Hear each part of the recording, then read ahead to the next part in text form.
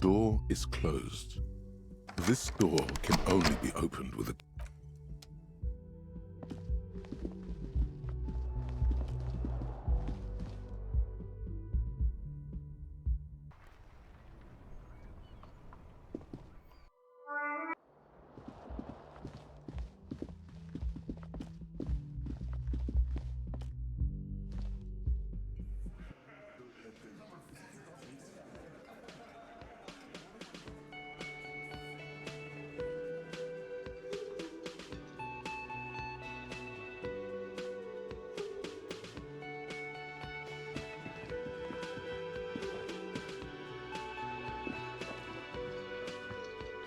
Morning.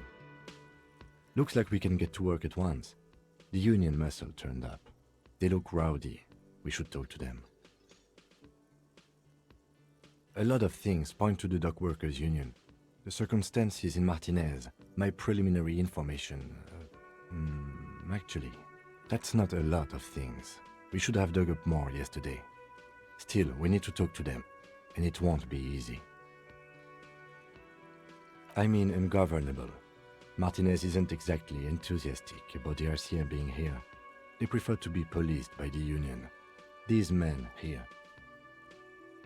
Men who drink beer for breakfast? There's talk of an armed wing of the union called the Hardy Boys, who are responsible for state policing. I think it's them. I completely forgot. Sorry, I had a rough night's sleep. It's them by the looks of it. Loud and nasty, just like the manager said. One loose thread less to worry about, and one big problem to replace it. That would just escalate tensions. No captain would sign off on it. Solving one murder isn't worth a conflict between the RCM and the Debarders Union. In fact, even the death of 2 detectives might not warrant an all-out war. So let's keep a cool head, okay? One more thing before we do. We don't have to talk to them immediately. We can walk right past them, continue with our business. Yeah, streetwise. Zoom right past. Do it on your own terms. But aren't you curious to know what they have to say about the murder? They're in no hurry to leave. They think they own the place. Anyway, I leave that choice to you. Whatever you decide is fine by me. Yes?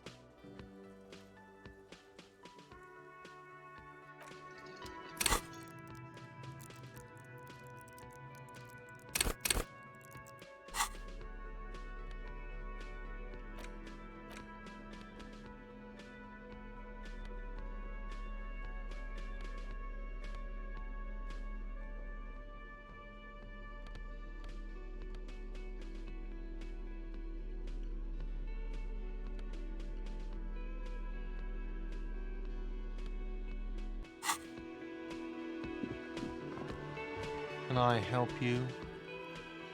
Got the 20 real?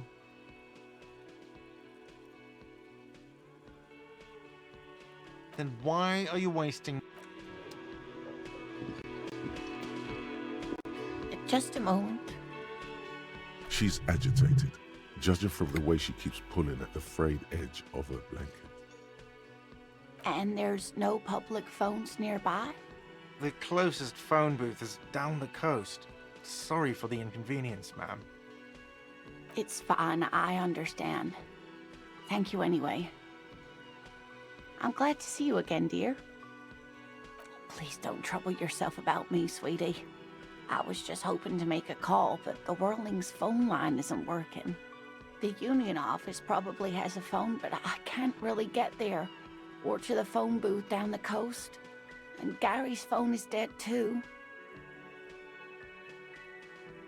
The manager was vague about it. Why would he be vague about phone problems? This is something to look into later. Ask God, maybe. To let the young woman who's house-sitting for us know that we may be delayed. Morel, my husband, and our friend Gary were supposed to get back by Monday night, but they're still missing, and I haven't heard from them. I was also hoping she'd heard from Morel. A little missing persons puzzle might just be the thing to take your mind off the hangover. That's just it. This isn't like him at all. He always plans his expeditions so carefully. But you have more important things to worry about. Just some field work, sweetie. Morel is a highly trained scientist. He and his assistant Gary are studying an extremely rare species of insect. But they should have returned by now. They were just going down the coast across the waterlock to set a few traps. He said they'd be back on Monday. What could be keeping them? Oh, sweetie, it's nothing like that. Gary's as loyal as they come. I trust him with my husband's life any day. There's a nameless old fishing village nearby, but we've never had any trouble there before. There is a lot of crime around here, isn't there? I can't say it's the best part of town, but I wouldn't worry too much about a pair of grown men traveling together. Some fringe science is exactly what's needed right now. Spice up that vanilla murder investigation. Are you sure we have time to go chasing after bug hunters just now? I did suggest we play it cool, but...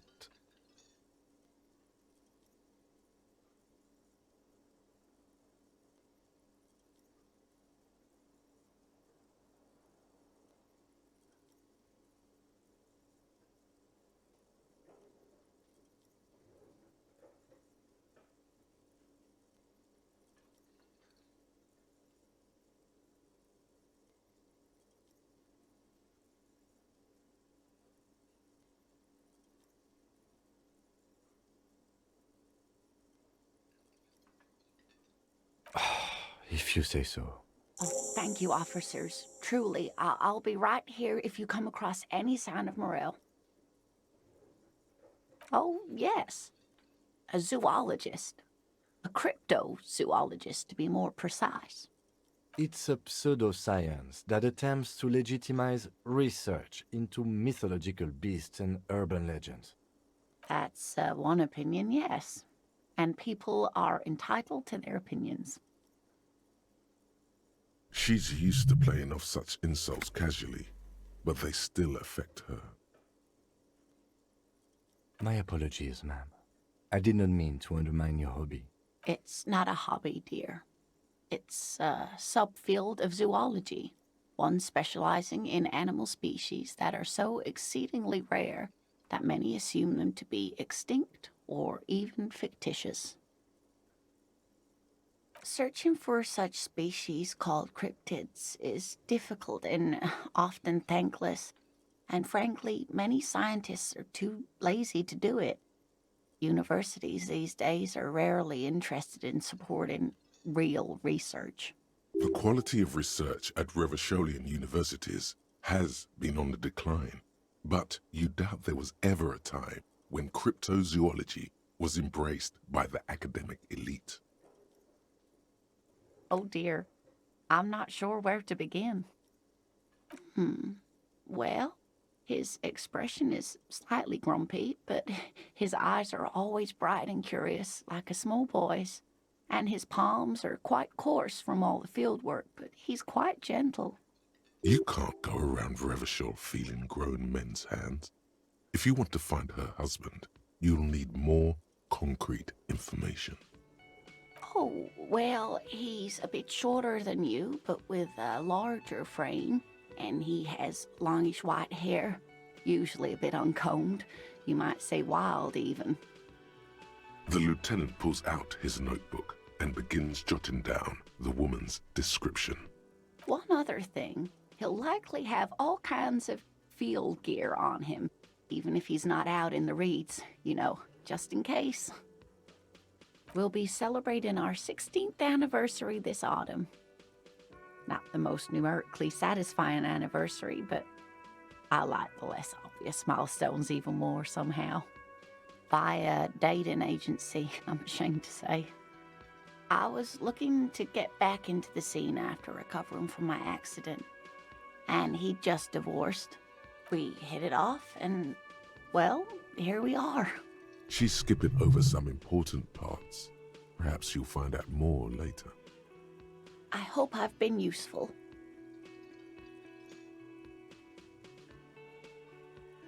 Oh, sweetie, it's fascinating. But I shouldn't bore you with entomological minutiae. The lieutenant gives you a sideways glance. Well, it's a phasmid, technically, but Ah yes, Phasmatodia, a diverse group of insects whose bodies resemble twigs, leaves, that sort of thing. Ghost insects, colloquially. where other phasmids imitate sticks or leaves, this one's a living reed.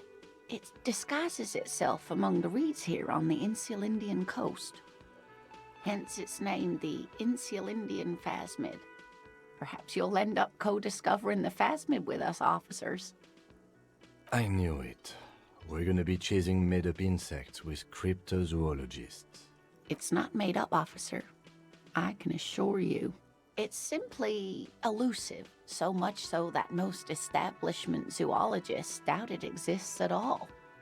Well, some teenagers making out in the reed saw one. They didn't know what it was, of course, but there was a brief article in a local newspaper about their encounter with a ghost insect that looks like the reeds. Gary sent us the clipping. Of course, most phasmid sightings turn out to be false alarms, but their description matched the Insulindian phasmid perfectly, and they didn't even know what they were looking at. Enthusiasm has wiped the worry from her face. Her eyes sparkle behind her glasses. I suppose I have something of a personal connection to the Insulindian phasmid. All scientists have their little hobby horses.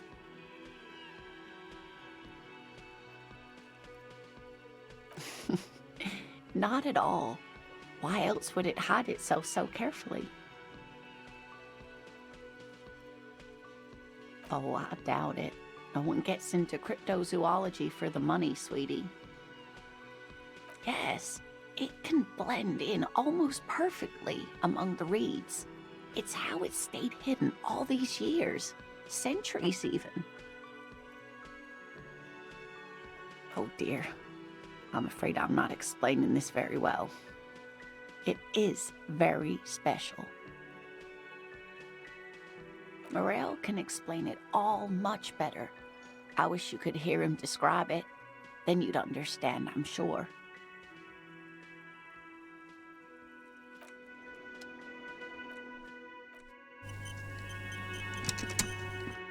Can I help you? Another thing. Great. I love those.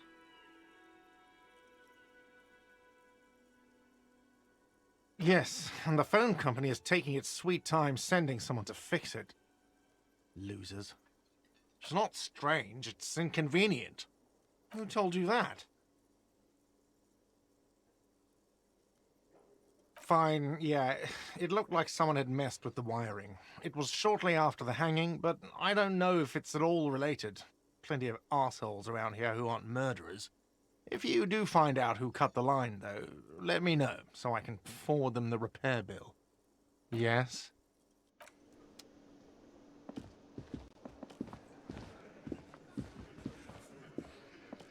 Let me handle this. Detective disorientated. Are you still wondering where you are? This is Martinez, in case you've forgotten. I advise you not to overstay your welcome. Her entire character has shifted. This young woman is cold as ice.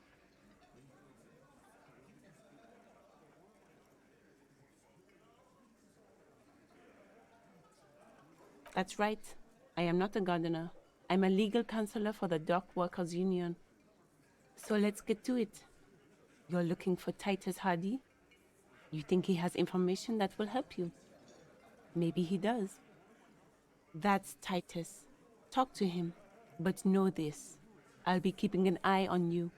No strong arming. Nothing official. The District of Martinez does not recognize your authority to make arrests. It doesn't matter if you recognize our authority. We will make an arrest, if we have to. She says nothing. Her glare speaks for her. Like I already told you, I'm a legal counselor. Do you have hearing problems? What you want is of no significance, officer. Don't test your authority. In Martinez, you are no one. What are we going to do to you? The union isn't going to do anything to you. It is not a crime syndicate. It is a labor organization.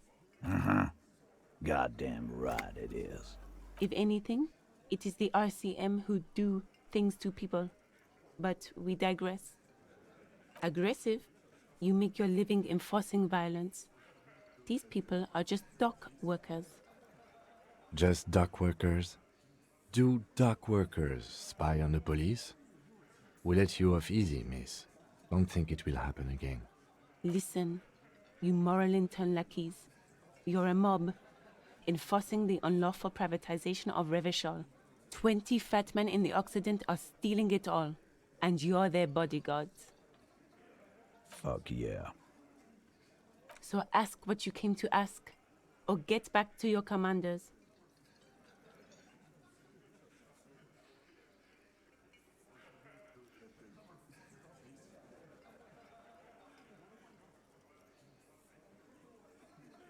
Look, a comedian.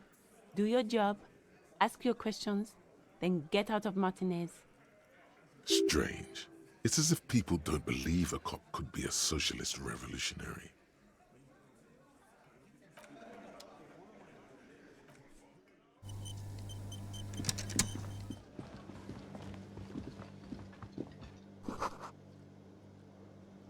The man ponders his cooking utensils and gives you a little nod, acknowledging your presence. He looks up at you, then looks away quickly, shrugging and muttering something to himself. Shrugging is an international sign for, no, I don't know what's behind that door.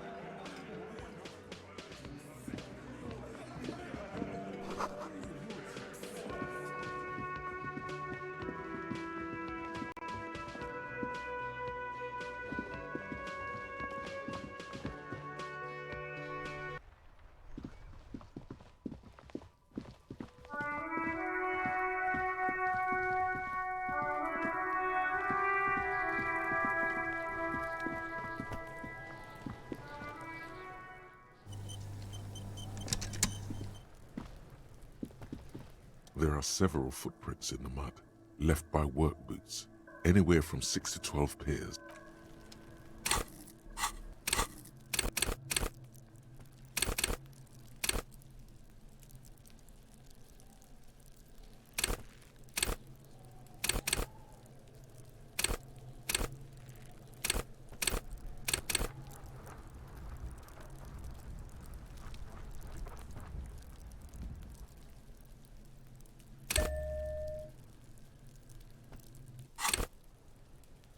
There are several footprints in the mud, left by work boots.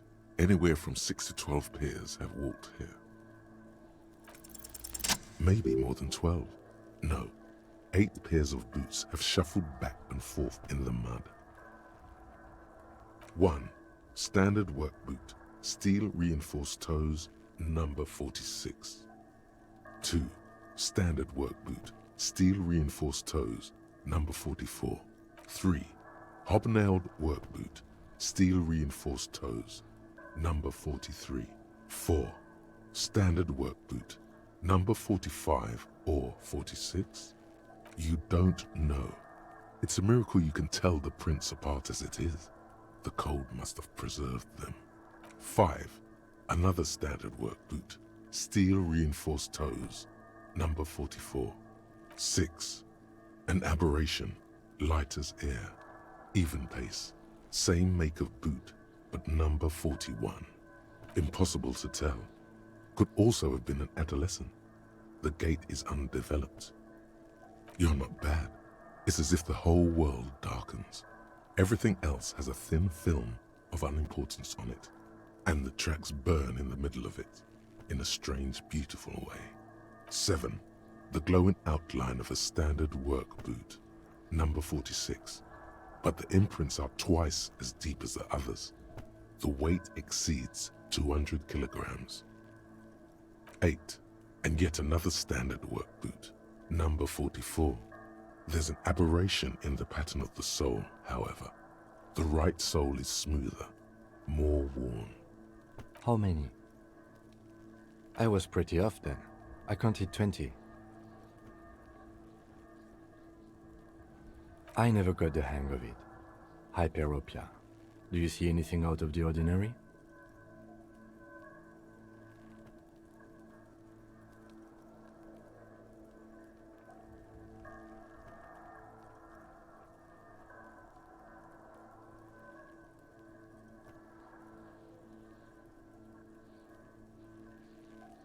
$200? Could it be the combined weight of two people, one carrying the other who's tied up? Let's say a heavily built worker carrying a similarly built, soon-to-be-dead man. He might be right.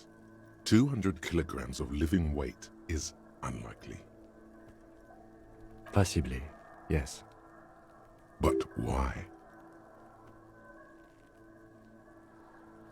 Yes, they could have used a makeshift stretcher or just march him up to the gallows.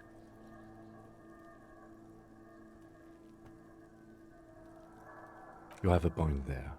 Anyway, it's something to consider. What else can you see? A woman or a kid?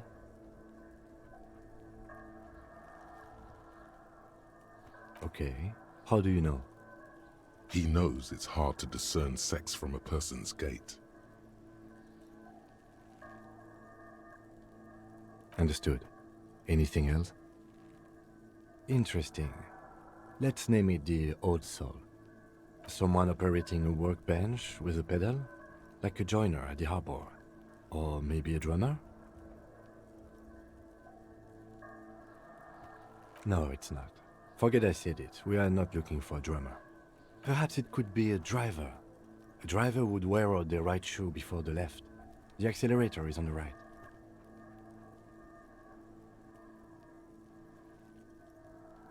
We should keep our eyes open around the traffic jam. See whether anyone strikes out as a potential suspect. Seems prudent, no? Mm-hmm. A week, maybe? 7 days would fit the time frame provided to us by the caller, who reported the hanging. It is not impossible. I pulled last week's forecast for coastal Havashol. 7 days below freezing. The day before, the day of his hanging, was the last warm day. Correct again. Sub-zero temperatures would preserve the tracks in a good state. The commotion here could have taken place a week ago. What do I think? A mob of people brought something heavy to the tree. One of them was carrying the victim. They shuffled around, especially under the tree. Then, after hoisting him up, they stood in a semicircle facing his direction. At first glance, this appears to be a lynching. Indeed, they all stood in a row here and looked at the tree. Yes, everything fits so well. Carried him over, hoisted him up, watched him hang. This is easy. The lieutenant's eyes narrow. He's thinking to himself. Either way. What else?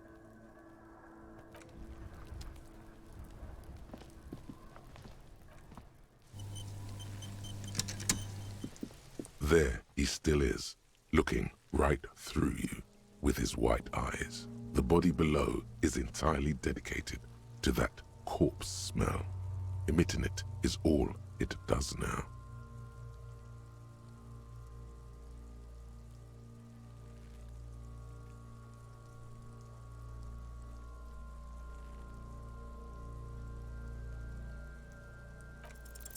As you breathe in, The odor comes over you. It's a spell of the mind telling you to run, and your stomach to wring itself empty. With your hands at your sides and your eyes squinting, you stand in it. They do after 7 days, yes. We are deep in decomposition here. The man before you is naked, but for a pair of underpants and enameled boots. His skin is greenish, marbled with decaying veins, and blotched by lividity. A fading web of tattoos covers his chest and shoulders. The cargo belt used to fasten him to the branch above appears industrial in strength. The material appears to be ceramic. Its clean white stands in stark contrast to the decaying flesh above the knee. The man wore thick polymer socks, probably for padding. A fine array of interlocking plates covers them. Delicate and fragile, they feel alien to the world around you, out of place somehow. These are clearly not boots. They're armor, possibly part of a larger set. Indeed. Technically speaking, these are sabatons, not boots. Oh, the lieutenant uses a memo technique A6. That's not just any notebook. It's a classic. It's all you, baby. Ceramic plate. Zirconium dioxide, most likely. This is where the make would be. Under the heel. Fair weather. Fair weather model T500 VE. I'm guessing that's vitreous enamel. This is advanced stuff. Piece by piece. He's been out here for 7 days. It would be odd if they didn't. We should keep a lookout for these pieces. The armor could yield information. This is one thing he might actually know. If you wear those pieces, it will help me protect your mortal coil. Yes, bullets will fly. They always do. And the coil is fleshy and mush and permeable. Cast it in ceramic shell. Resist death.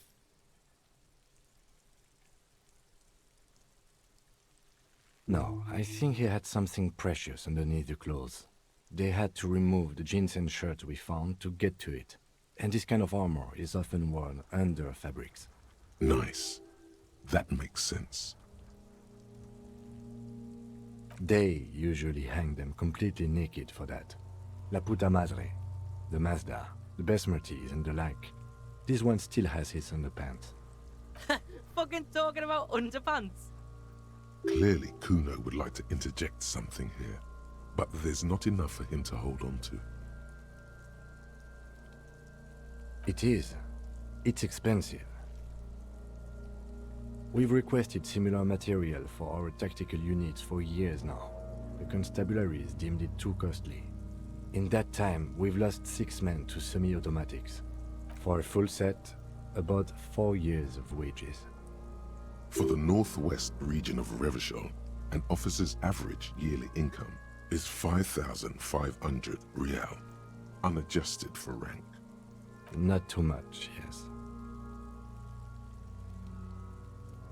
The lieutenant nods, wiping his finger on his sleeve.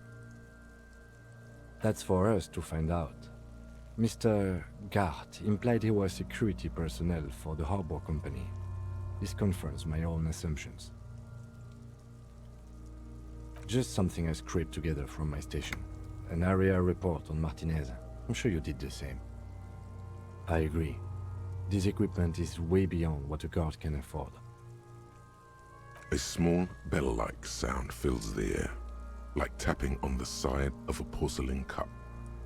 It's anything but. This material is a kinetic redistributor. It spreads kinetic energy horizontally, from plate to plate, dissipating it entirely. See? Faint, organic lines cover the plates where they separate into smaller ones. These plates then divide into smaller plates until there are hundreds of them altogether, like whirls of floorboards. The design looks organic, influenced by highly resistant wood materials, like lignum vitae and ebony perhaps. If trees were made of porcelain, this is what their cross-sections would look like. The smooth, glossy surface fractures into ever more intricate interconnections, peaking on the right sabaton, where you notice the whorls are in the shape of a letter and number combination: E50, 100, 1000. Good. Can you read it to me? X5415 6745 678222. Let's lie. We have a make and a number. That's something. We can use the radio in my kinema when we're done. Either station can chase it for us. The stench fills your nostrils. As you push downward, an ominous creaking sound comes from above. Stop! Pig's gonna pull his head off. Brutal! What's wrong with you, asshole? Where's he letting go, Kuno? I don't know, baby. I don't know why he's such a... Officer, if I may ask, what were you trying to achieve by putting on the deceased foot? The cadaver slowly twists on the cargo belt, his torso covered in tattoos and extremities blotched pink and blue. The hangman's knot is pulled tight by the weight of the corpse below. Yellow, hard-edged polyester cuts into his neck. Above, a sliding buckle ties the belt to the branch. This is a steel-reinforced cargo lashing belt, big brother of the regular cargo belt. It's used for tying cargo under six-rotor airships. Airlifting. I thought it was used on lorries for strapping cargo to them. The local harbor uses 6 rotors to shuffle containers around. I get the sense they use whatever was on hand without paying much attention to not incriminating themselves. I'm still approaching this as a lynching, yes, motivated by the ongoing strike. You? Yes, it often is. This bell worries me. I was afraid it would be. Thin steel wiring, parallel strands. This makes getting him down more problematic than I had assumed. A noose is one of those things that's easier to use one way around. That ladder can't carry a grown man. I didn't see any splintering either, did you? I think they lassoed the branch, then pulled on the belt to close the buckle. Could be. The shape of the branch supports the theory. The cadaver hangs from the cargo belt, limbs limp and torso covered in tattoos. An intricate web of blue lines stretches across the torso, from the right shoulder to the solar plexus. Each time they intersect, a small white star is formed in their crossing. Hundreds of fading asterisks riddle his skin. Their concentration is highest around his heart. Of no nation that I know of. If anything, it reminds me of religious illumination, last or penultimate century. Men who live harsh lives often turn to innocentic worship. But which one? I see no trace of a humanoid figure. I agree. He wears a wide leather belt around his waist and a gun holster under his arm. He takes a thin piece of milled aluminium from his coat pocket and pulls it open. Sounds like a sword being unsheathed. A small lens appears, some sort of camera. Shit, Kuno! What the fuck is that? An instant color camera. I have only 2 ampoules, so nobody move. I don't want to waste one. A sound, a shrill flash, followed by the breaking of a small ampoule of glass. You see streams of color pour onto the thick, glossy piece of paper, rolling out. In case we need it. Yes, it is pretty cool, isn't it? There is only one ampoule left.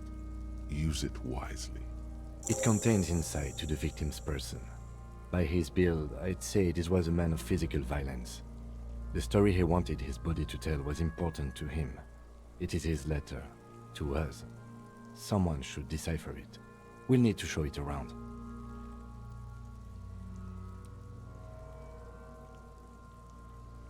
Sure.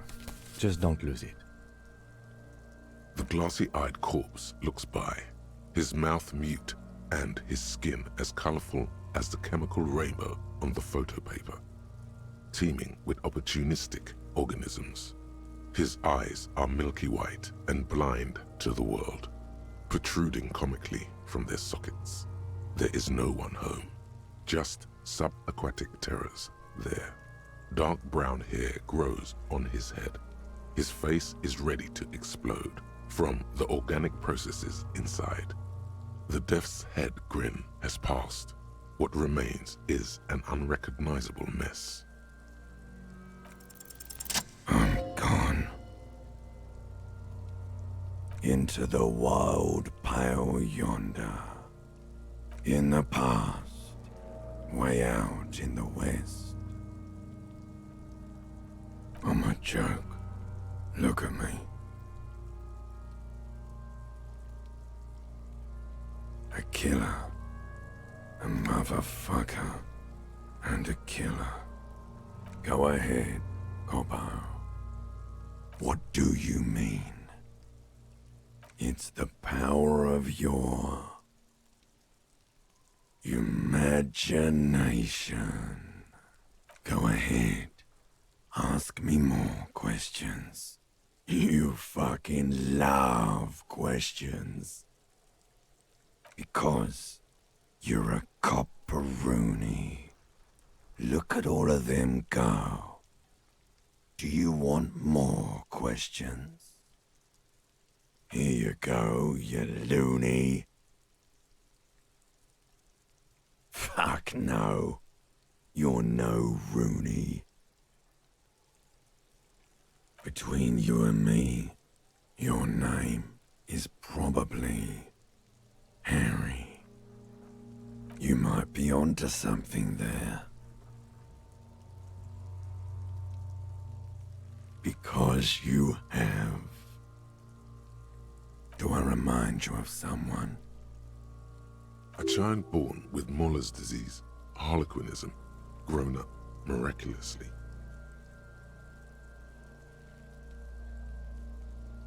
You sure I got out of that one, Coppolini? Come back later, Coppo. Amuse yourself with my frank manners and my memento mori features. If possible, also, see me in your dreams.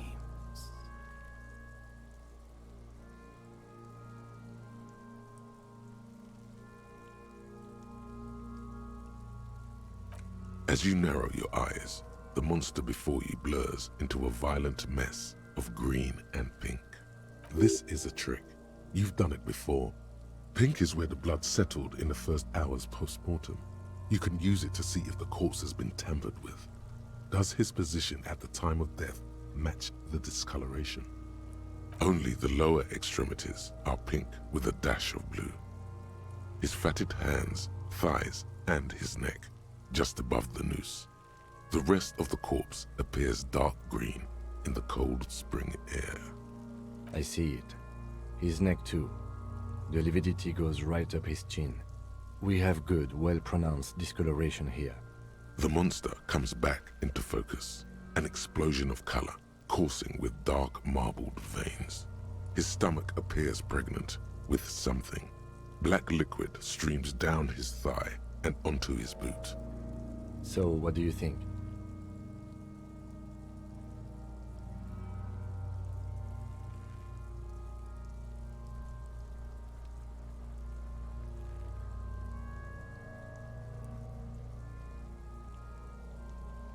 Agreed, especially on the neck. The belt acted like a tourniquet, keeping the blood in his head. The hypostasis supports her hanging.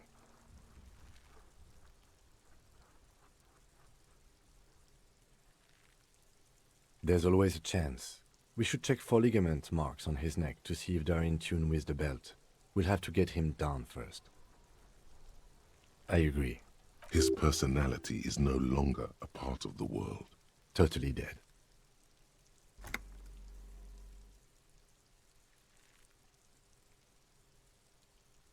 That sounds about right, yes. A pool of blood and feces has eaten into the frozen mud below the man's feet. Purge liquid is dripping into it, drop by drop. The victim appears to have contained no more than half a kilogram of digestion at the time of death. The fuck he's saying? Talking about shit. Did we? I don't feel lucky. I do. Most of them are post-mortem. Maybe even all of them.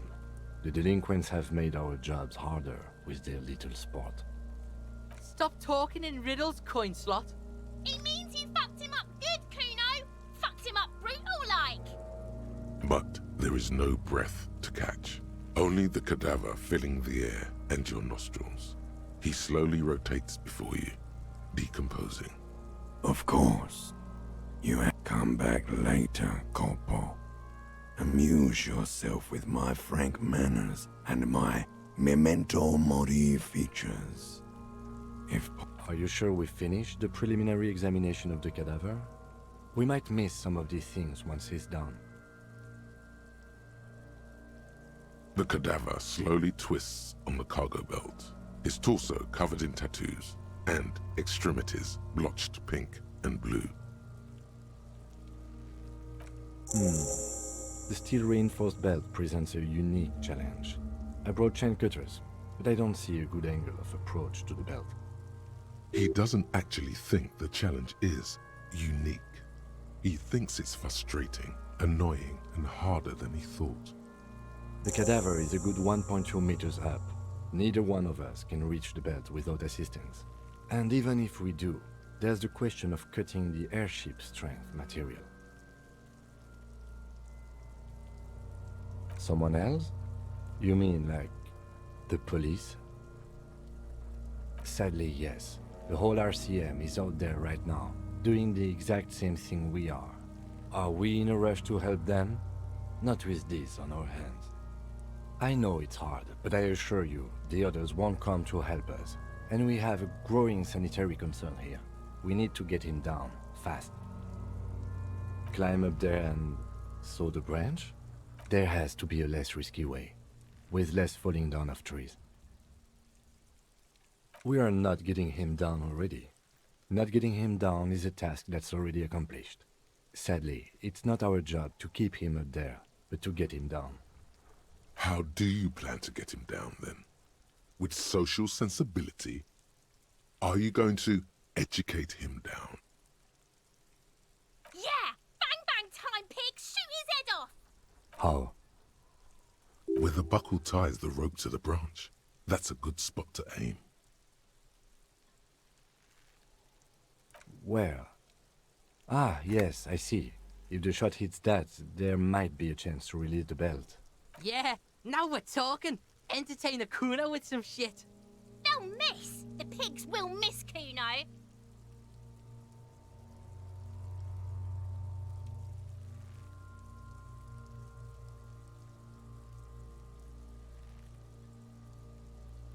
The lieutenant's brow is furrowed. He appears too deep in concentration to even notice what you said.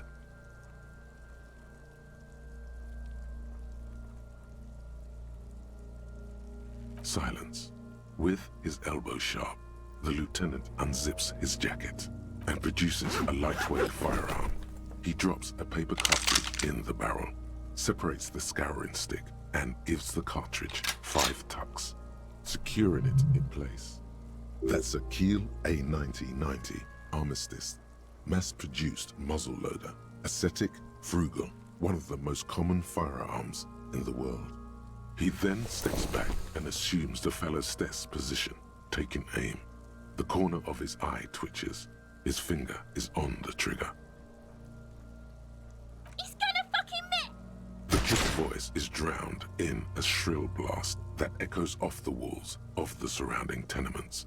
A cloud of smoke slowly parts in the air as the lieutenant steps back and says to himself, God damn it. a lot of things were wrong with that shot. The fellow Stess was the wrong choice. His shoulders were raised, but above all, he cannot trust his eyesight.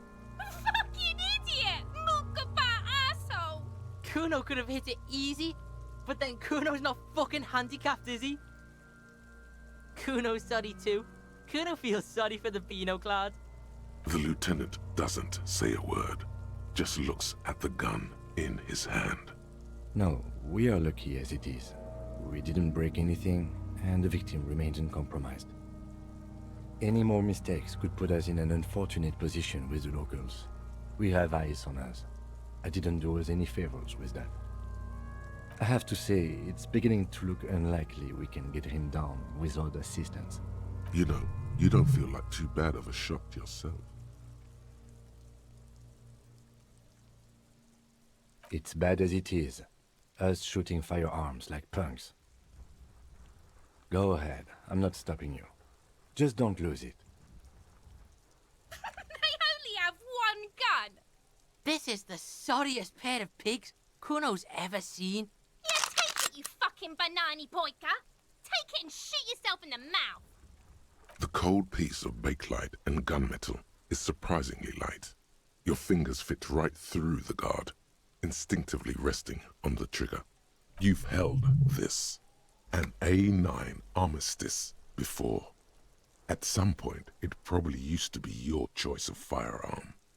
It still feels comfortable, like you never laid it down. The fuck are you waiting for, Kuno? Tell him to shoot himself in the mouth. The buckle comes into focus in your sights. You stand with your feet planted firmly in the ground and your left hand supporting your gun arm. Why don't you just shoot yourself in your mouth? At least you won't miss.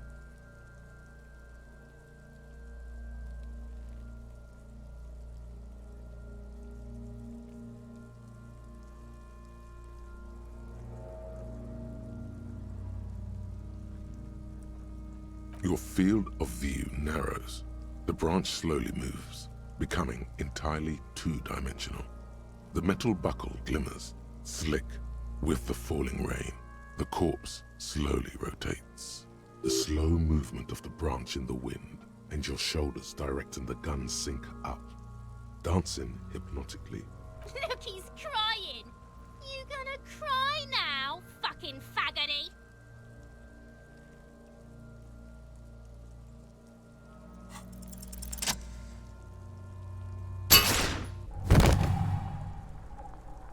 The buckle explodes into tiny pieces, coming loose with a whir.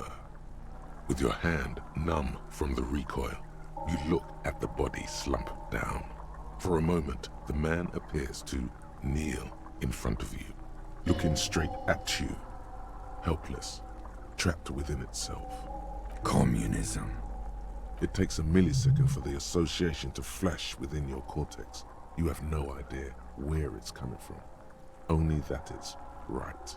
Then the rigor in his muscles gives up, and he smashes sideways into the spring mud, letting out a horrid stench. By being a damn good shot. Ace is high. The ace is high, a custom invented by the aerostatic brigades during the revolution, is used to celebrate success in Revachol, especially in sports. The gesture is spread across the world, despite the defeat of the revolutionaries themselves. You could add an ace's low to it, if you like, by turning your back after the high and waiting for another.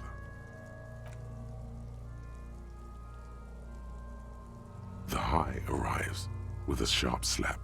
As you turn around, there is a moment of doubt. Feels like that low ain't gonna connect. Chill. It's gonna connect. But then it does, and with furious precision. The lieutenant is not one to leave an ace's low hanging. I knew these guys were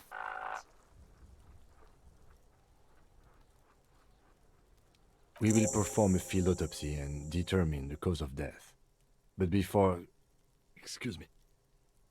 Slumped on the ground like that has not improved the way the corpse smells. The fall seems to have released something deep inside it. It looks like I feel like taking a break from the stench. I'm sorry to interrupt the jubilations here. Just a little breather before we do the autopsy. Yes, the 4 phases of a murder scene. 1. Investigation of the scene. I'm satisfied with that part.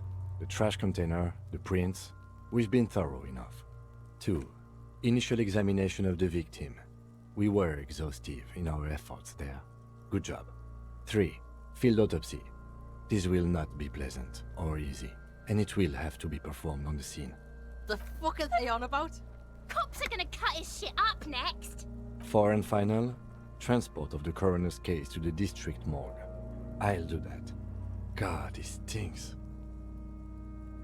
No, you and I are detectives. The honorary rank of detective signifies our ability to handle the entire incident chain. From crime scene to autopsy to cleanup, we do it all. An honor and a burden attached to your rank. Mine is Lieutenant Detective, unfortunately. I can't tell you how tired I am of this corpse. With shooting like that? Of course you are. Your station would not have assigned you to this case otherwise. In the meantime, we should try to interview Everard Clare, the leader of the Union. Harbor property was clearly used in the hanging. The harbor just east of here. Getting in might prove a challenge, though. I would also suggest we interview Joyce, the Wild Pines representative, but we've already done that, so good for us. 1 down, 1 to go. Yes, and those were the interviewees. Let's go.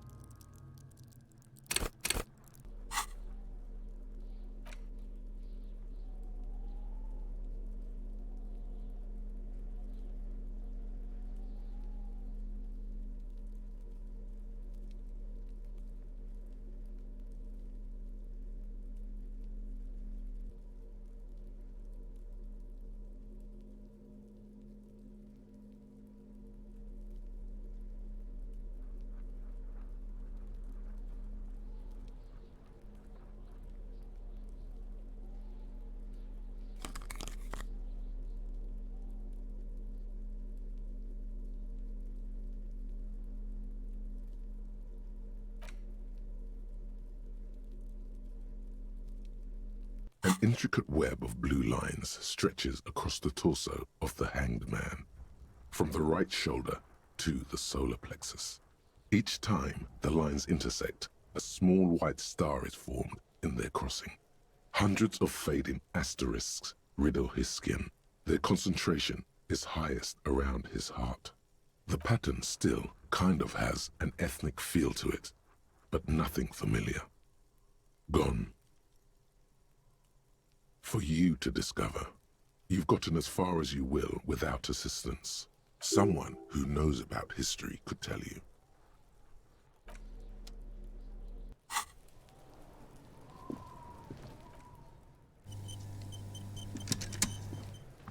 Fuck does Kuno care?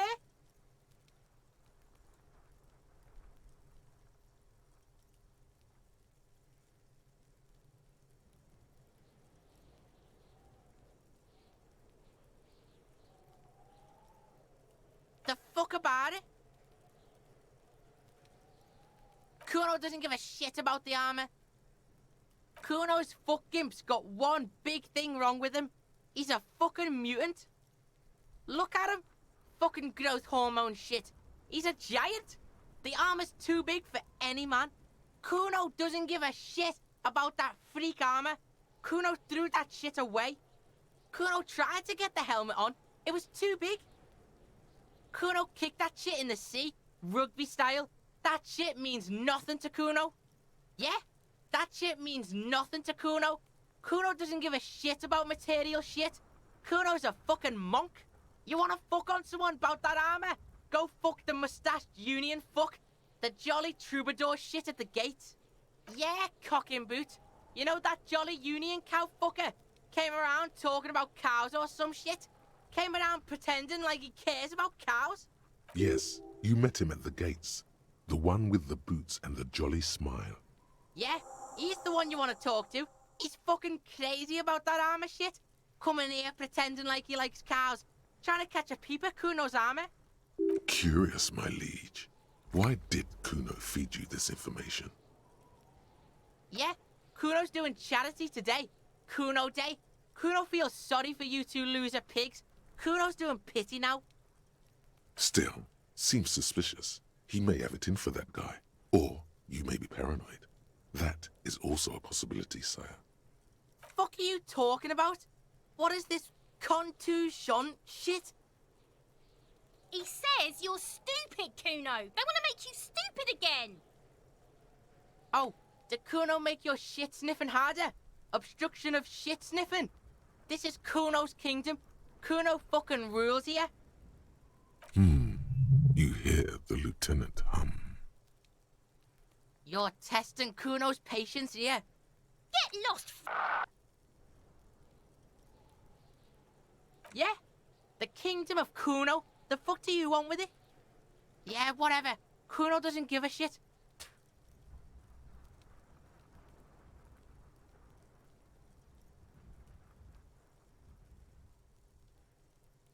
Kuno...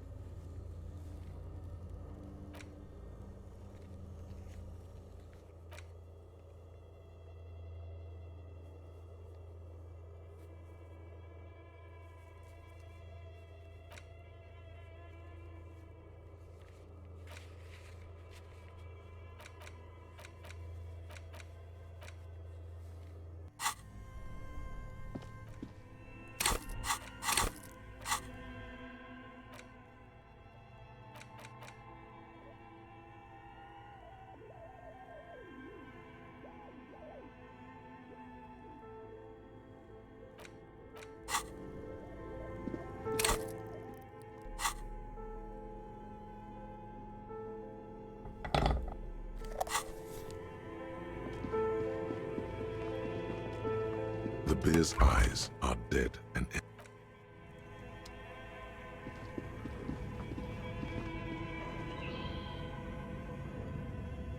A thick layer of coal dust covers the furnace, coloring it pitch black.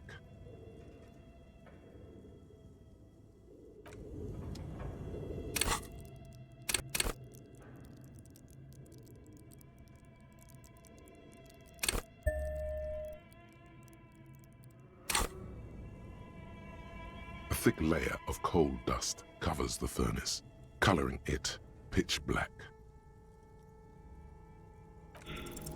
Another pathetic yelp sounds off into the vast darkness of the chimney. You're a little embarrassed you produced it.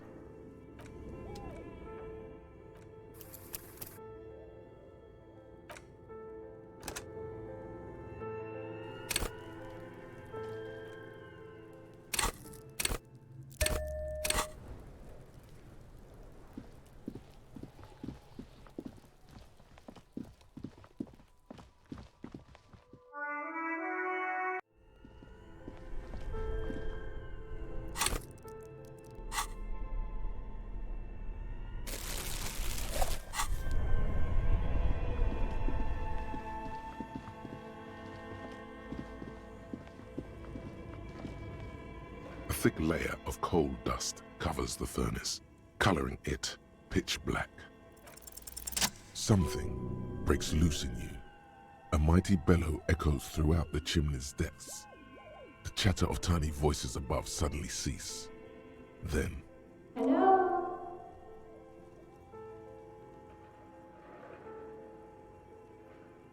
Hello? Did you say anything? I can't hear you. Please come upstairs. There's a safety curtain on the second floor. I'll open it. you hear a low rumble upstairs. The sound of a curtain being pulled aside. After you, officer.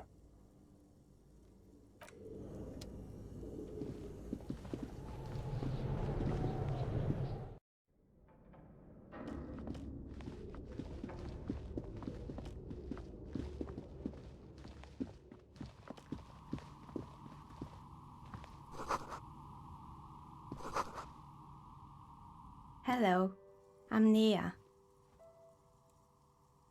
Did you try knocking on my window? I must have missed you. I've been listening to my Milius. So what kind of die are you looking for?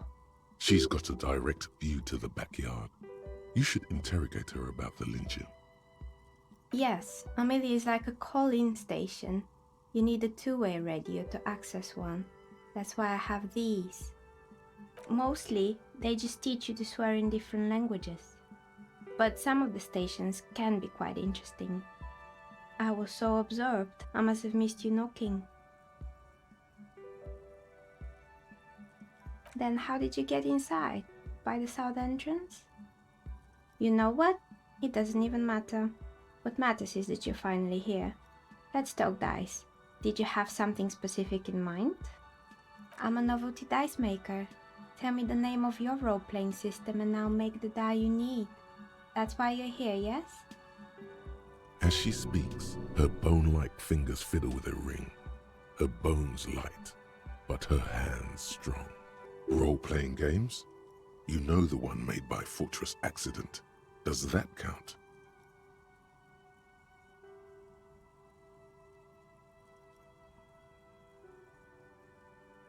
Very good. My rate is 10 real per set, unless you want something really unusual. Take a look around and see if there's any particular stone you want to use. It almost looks as if the stones and dice are a natural part of the room, growing out of the shells like stalagmites. No falsehoods are present. She's a novelty dice maker and doesn't have anything to hide. Ask what you need. How did I become one? It was a business decision. I was a regular jeweler at first, but that's an unfocused field with too much competition. Some of my friends were role players. They asked me to make some polyhedral dice out of cobalt. That was my first order. I grew it from there. Not especially. I like working with rare materials and a steady pay. And role players as customers? They're nice people.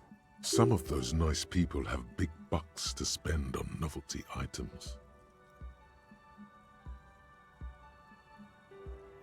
We're inside the chimney of an old central furnace. It's strange, I know. But when I arrived here, all the other rooms were taken, so I had to build myself a makeshift home. Besides, I don't really have to pay any rent here, so that's a plus. Creative.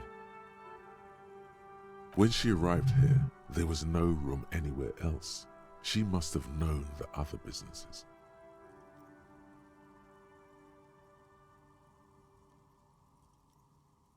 I've heard the stories, but I don't think those stories are true.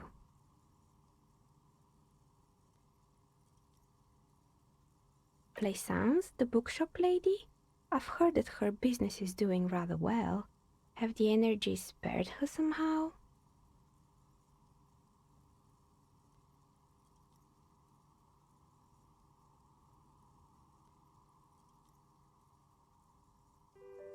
All right, but it's not just the bookstore that's still up and running. What about the whirling in racks? Some people say it's part of the building complex.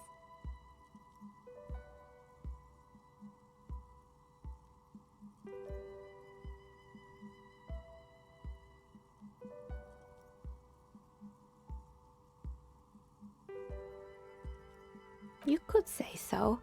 Both houses were built at the same time and under the east of the Commerce Central project. And then there is me. I've been here for 14 years, selling novelty dice to role-playing enthusiasts. Not exactly a million real business idea, yet somehow I've survived despite the talk of malicious energies. Strange, isn't it? Maybe it's just because she's so talented that she's been able to woo the curse.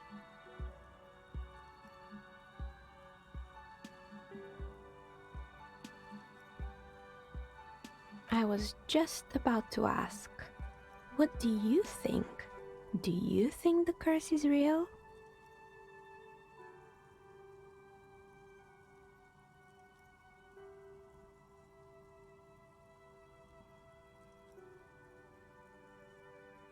Exactly. Truth is always so disappointingly mundane and boring. But I'm glad we got this sorted out. Anything else I can help you with today? That's all she has to say on the subject. She's been thorough and truthful, as far as we can see.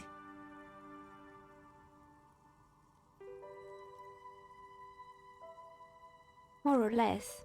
Are you interested in anyone specific? Oh, quite a lot of them spring to mind. Yes, I think it was called Androgynous Orlando or something similar. They weren't a big hit around here. Turns out that working class men don't like genderless haircuts. They're scared of that word. You wouldn't like it either. The others would laugh at you. A bit of experimenting every now and then isn't bad. It's not about the haircut, it's about the confidence.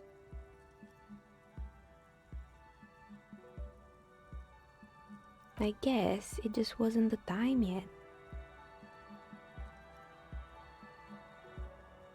It wasn't merely a gym, it was Artemitep's boxing club, a community project created to steer at-risk youth away from drugs and crime. A kind man from Zemsk. I heard he had some trouble with the law when he was younger, and that's why he wanted to start the gym, as his way of giving back.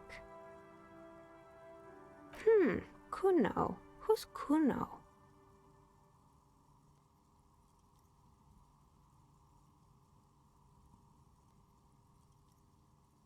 Oh yes, you mean the kid with the sailor's mouth.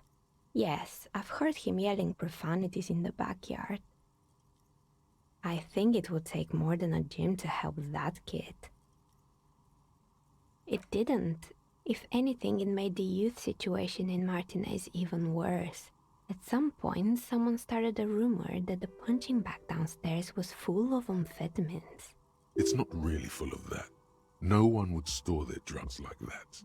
Eventually, the coalition took away the funding and the club went bankrupt. This was a few years ago.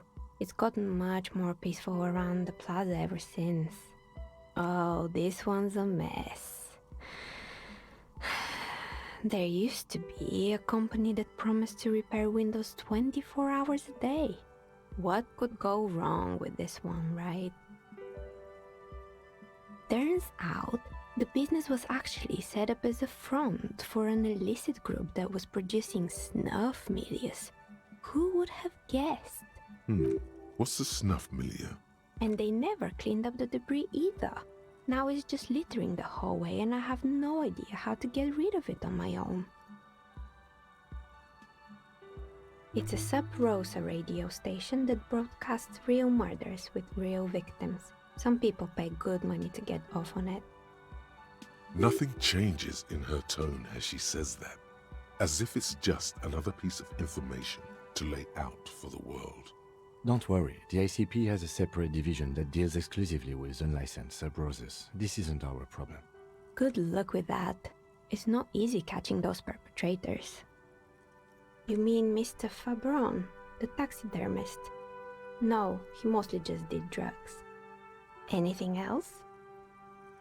There used to be a fashion atelier here, but I have forgotten the head designer's name. They were doing well for a couple of years, until the insect rights activists came. Yeah, the atelier didn't know it either. They produced a certain collection that used chitin among the materials. Apparently chitin is made in the Occident, where it's extracted from beetle wings. And you know how all kinds of political movements are big in the Occident. The activists shut down the biggest chitin supplier, which of course caused the price to skyrocket. And, naturally, all the most fashionable tastemakers refused to be seen in chitin from then on. The atelier went bankrupt before they could finish the collection. Actually, insects do have brains, but yes, I understand what you're saying. I think the protesters took it a little too far. As she shifts around, you notice several dead flies on the windowsill in front of her. Legs up. They're not moving. Anything else? They were made by a company called Slipstream. After they pivoted from making rotor blades to skis, their chief executive took off on a vacation with all their money. Honestly, I think it's quite funny. I think he's still sending out holiday transmissions from Tulula or Tiumotiri or Hashtkor or wherever he is. Sure, it's illegal, but it's not exactly anything extraordinary in business. Besides, Slipstream is history now. All their remaining assets got seized by the bailiffs in 47. I have no idea why those keys and blades are still lying around. They were just the props. Why return them? Maybe you could make a sword out of one. No, wait, forget it. It would take too long. Fortress Accident, the radio game studio. They were an interesting bunch. We talked about role-playing systems every now and then. Once, I even saw two of them get into fisticuffs over Wirral. They certainly took their work very seriously, even if they seemed to be chronically liberal with their schedules. The usual, they ran out of money and couldn't get the project done on time. Well, I did hear them talking at times. They seemed to believe they were historical individuals on some grand quest. She sounds almost mocking when she says that. Yes, but when the money started to run out, they just began to complain a lot about capitalism. You know, how the markets are rigged to keep out new businesses and so on. In the end, they just didn't get it done. They didn't have enough willpower to produce something truly historic, and to show up to work on time. Not the wisest decision. You would have lost all your savings. The result is 1 on a 20-sided die. Anything else?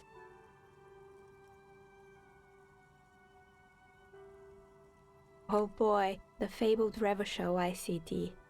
You're in for a treat here. The place was owned by two guys who had some rather innovative ideas about marketing. The bear was one of them. Now ask me about their other ideas. Indeed, what were the other ideas? There was really just one, and it involved picking out the prettiest girls in the neighborhood and paying them 20 cents per hour to man the booth. And by man the booth, I mean slump behind the counter with a face that could maim you if you ever dared to disturb their bored magazine browsing. Fritte does the same thing. Employing silky teenage girls is a widespread practice, yes. Unfortunately, they always come in packs. I'm talking about acne-ridden girlfriends and gorilla-like boyfriends loitering near the shop. At least that's what happened with Revachol ICT. And they already had the bear. The bear. Of course not. The bear was terrifying. No one wants ice cream guarded by a hostile apex predator. To make matters worse, the fridge didn't work too well either, and half the ice cream came out malformed and partially melted. Eventually, Revachol ICT lost the price war to its rival, Glacé 5000. Glacé 5000 sold caramel sundaes for only 5 cents a piece, out of regular fridges. You did what?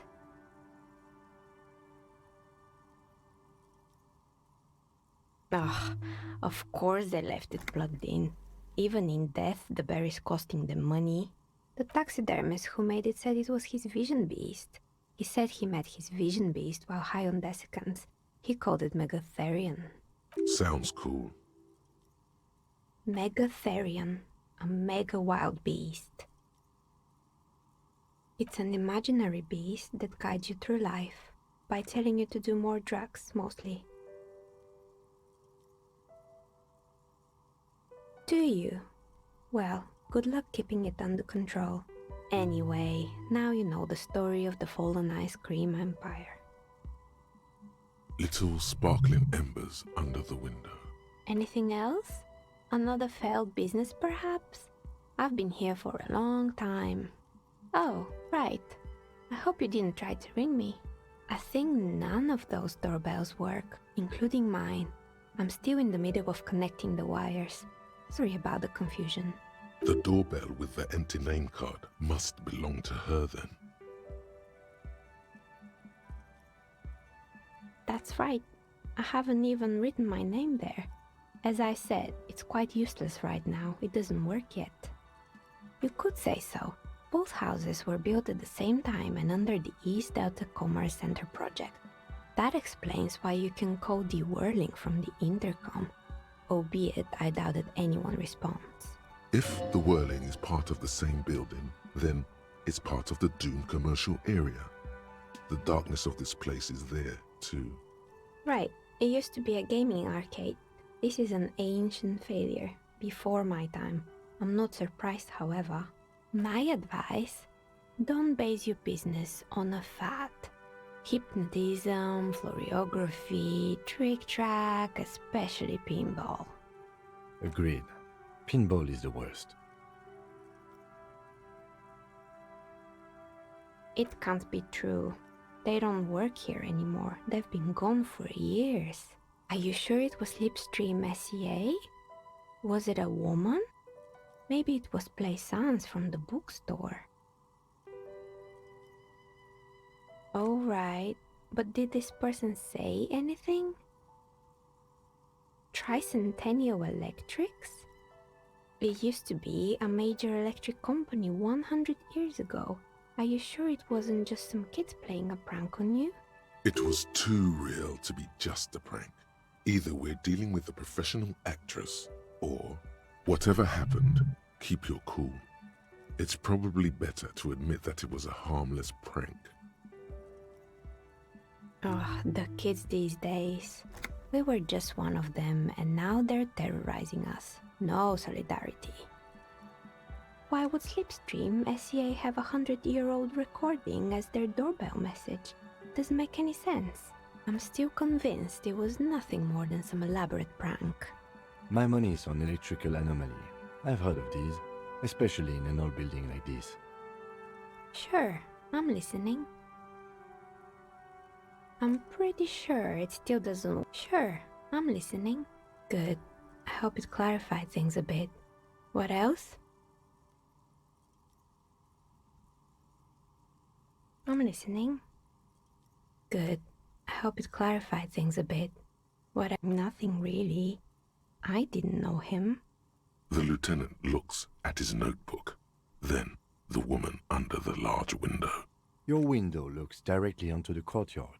You're saying you didn't see or hear anything unusual last Sunday evening? I'm sorry, detective, but as you know, I usually have my headphones on when I'm working. It shuts out most of the daily ruckus behind my window. Well, there's always something going on in the Whirling's backyard. During daytime, there are usually those kids, and lately I've been seeing a lot of drunk workers hanging about. Must be because of the strike. She's heard of the murder, but did not see it, sire. But I never saw anyone during that fateful Sunday night, I'm afraid. I might have, but in this case, all I would have seen is my own reflection staring back from the darkness. It's light here, but dark in the yard at night. It's really hard to make anything out in the yard when it's dark outside. Besides, I rarely get up to look out the window when I'm in the zone. It's an odd profession, making dice for people, but I like it, and I prefer doing this to sitting at home. She nods. Anything else, officer? Of course. Tell me what you have in mind.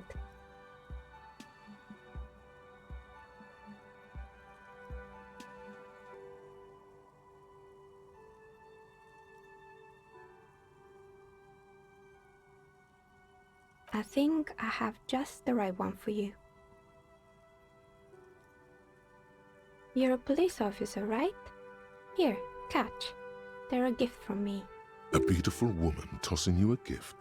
Whatever you do, don't overthink it. Mr. Smooth moves. You snatch the dice out of the air with one hand, just like you're in a movie.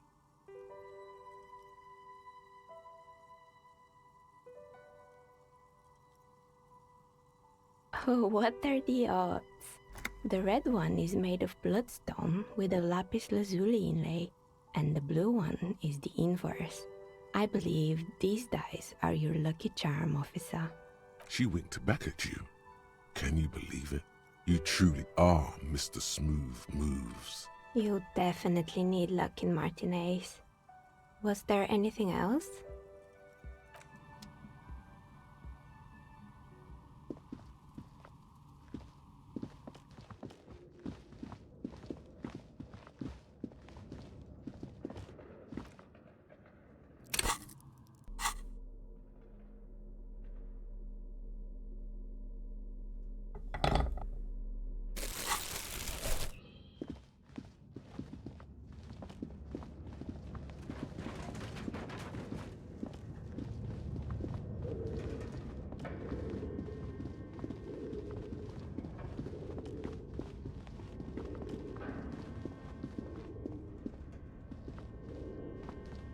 The barbell waits patiently on the floor, like a dog.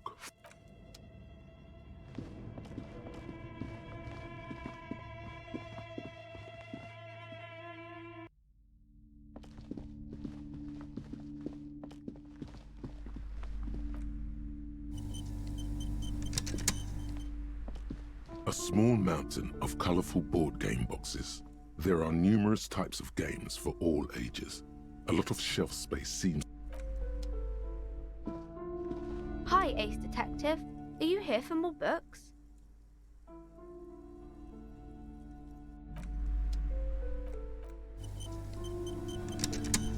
Hi, Ace Detective. Are you here for more books?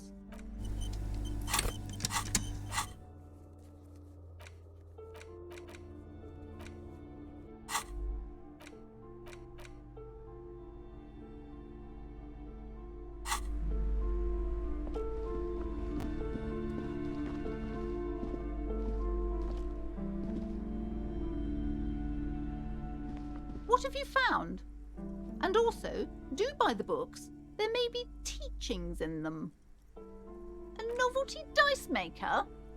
Well, spit it out. Why does she need the dice? For some kind of sorcery? Sometimes they use the ankle bones of sheep. I don't understand. If it's not her, then where is the source of the doom? How did she explain the curse? The narrative she's built herself. It does need tearing down. She's squeezing on the pendant too tight. A drop of blood in her palm. To hell with it. Perchance you ought to just lie, sire.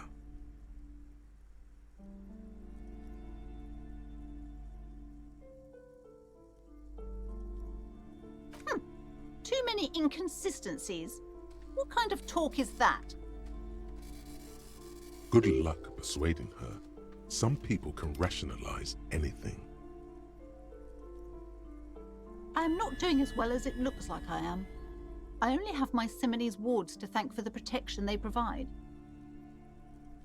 Yes, because her business consists of the psychic leech that's been feeding the curse. I see that you've fallen for her manipulation, Detective. The investigation is over. I just hope that you haven't made anything worse by going in there. Thank you for nothing. Please do buy some books or be on your way. There was never any other way this could have gone. She's just too far gone into her own mind. I am sorry we had to disappoint you, ma'am. Can we go now? Jamais vu. Derealization. Jamais vu. The opposite of déjà vu. Not already seen, but never seen. Everything that should be familiar appears strange and new, like some half-forgotten day in your childhood. Only now. That's the feeling you've been having. And for who knows how long. You should go and ask Joyce Messier about this. What world are we in? This is a fundamental question.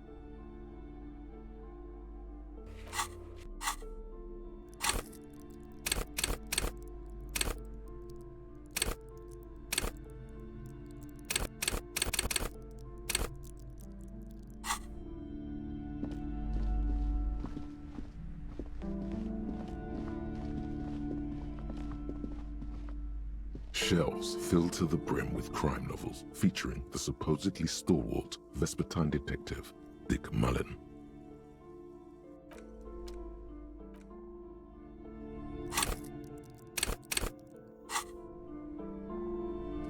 Shelves filled to the brim with crime novels featuring the supposedly stalwart Vespertine detective, Dick Mullen.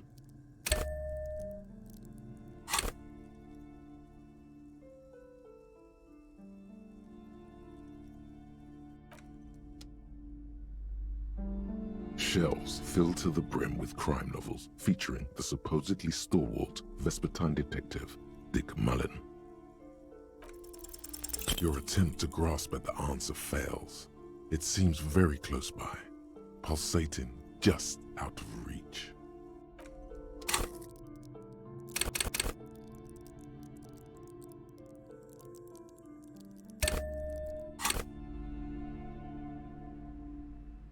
Shelves filled to the brim with crime novels featuring the supposedly stalwart Vespertine detective, Dick Mullen. Your quick eye notices a small caterpillar crawling across the spine of a book. The title reads, Dick Mullen and the Mistaken Identity. A worn paperback from Dick Mullen's classic hard-boiled phase. The premise seems to be that Dick Mullen is framed for the murder of his best friend and has just a few days to prove his innocence. Could it be the motifs of unstable identities and shocking betrayals?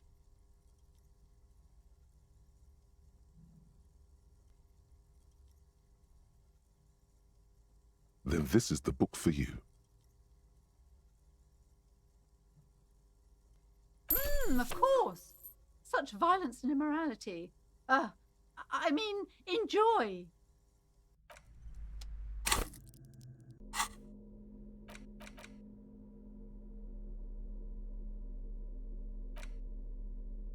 In your hand, you hold Dick Mullen and the Mistaken Identity. The brittle paperback feels fragile to the touch.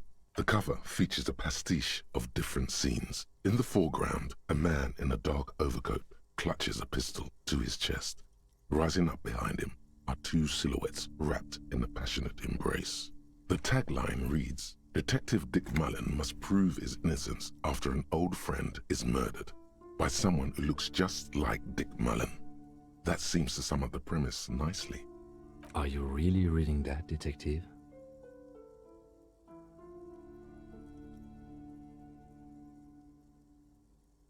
Good luck finding it. He's not much of a character, I think you'll find. Just a stand-in for the reader. The point is for the reader to feel like they're solving the crime, along with Dick Mullen. A crude narrative convention, but no less effective for it. The story opens with a knock at the door. Detective Dick Mullen is greeted by an old friend, Charlie Spillane, who's come to Mullen to ask a favor on this dark and cold night. Spillane needs Mullen to drive him in from Vesper to a small town along the Elysium coast. Despite his friend's apparent agitation, Mullen does as he's asked, then returns home where he passes out drunk, as he does most nights. 2 days later, Mullen is arrested by the Vesper police and charged with the murder of Charlie Spillane. At his interrogation, Mullen learns that Charlie Spillane was shot in a bar in the very town Mullen dropped him off in by a man matching Mullen's description. Desperate to clear his name, Mullen manages to convince the Vesper police to release him for 3 days so that Mullen may solve his friend's murder and prove his innocence.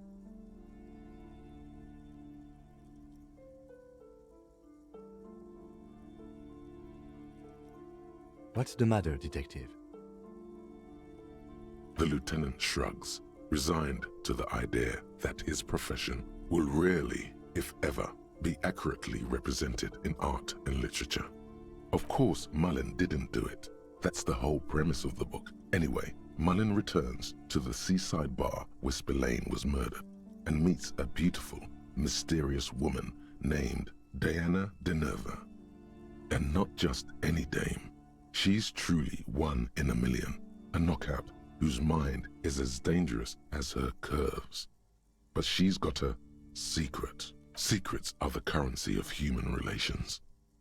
Deneuve reveals that she was Spillane's lover, and that he was mixed up with a local amphetamine smuggling operation.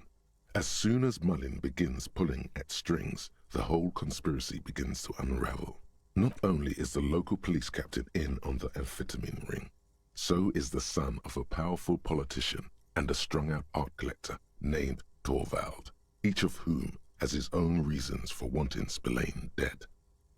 Outwardly, the old police captain is a real law and order crypto-fascist, a barrel-chested man who's beaten his share of suspects to pulp. But he's also dirty and increasingly paranoid that someone's going to expose his role in the drug ring. He would certainly have the motive and the means, but the captain walks with a noticeable limp from an old war injury. Is it possible that he was able to conceal it long enough to commit the murder? A typical privileged twat. In all likelihood, he's just in over his head. He does bear a personal grudge against Spillane, though, a former prosecutor who nearly brought down his father's administration. The kid doesn't exactly have Dick Mullin's manly build, but he is the correct height, and while interrogating him at his home, Mullin did notice a certain overcoat that looks suspiciously like his own. Torvald, the art collector, is a strung-out mess. Frankly, it's hard to imagine him holding a pistol steady enough to actually hit someone, let alone plug them 3 times in the chest the way Spillane got did. That said, Torvald and Spillane have a long history, and while interrogating him, Mullin discovers that Torvald was once involved with Deanna Deneuve. Could it be that this is all over a sordid love triangle?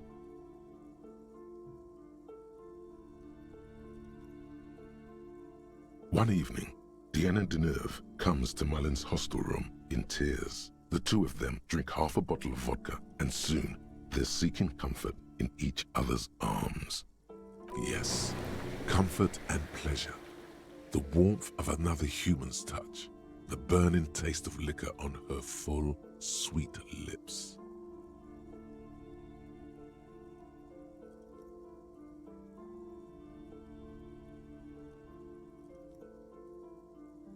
As the two lovers share a post-coital cigarette, Deanna Deneuve turns to Mullin and says, "By the way, Dick, there was something else I meant to tell you. Always aim for the center of mass." Whatever it is, Mullin never hears the words. A blow to the base of his skull knocks him out cold instantly. When Mullin comes to, Deneuve is dead on the hostel bed next to him. To make matters worse, his clothes are covered with her blood.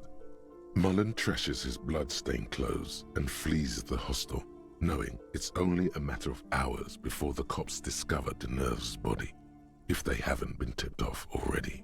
The heat is on. If Dick Mullin can't solve both murders before the cops catch up to him, he's going away for life. Can you solve the case before the cops close in? What is it, detective? It's a dangerous line of work, but somebody has to do it. That's why Dick Mullin never lets anyone get too close. There was never a time when he wasn't a detective. He was born a detective. Dick Mullin was made to crack skulls and solve cases. It's who he is. He could no more stop being a detective than a tiger could cease to be a predator in the night. For a moment, you cease to read the story on the page and see the book for what it is, a collection of brittle, cheaply printed pages held together by glue made from the hooves of horses. From nowhere, you hear the screech of sneakers on a waxed floor, and you feel the burn of rope against your hands. Are these figments of some other life? You won't find the answers you're looking for here, in other words. Is it really so evil, detective? Like what? Do you even have those?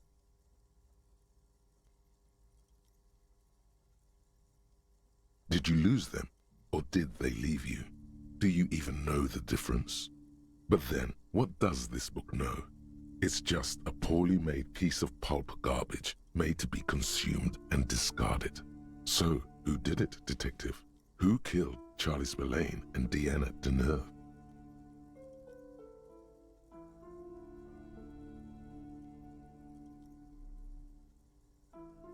Could be. Who knows?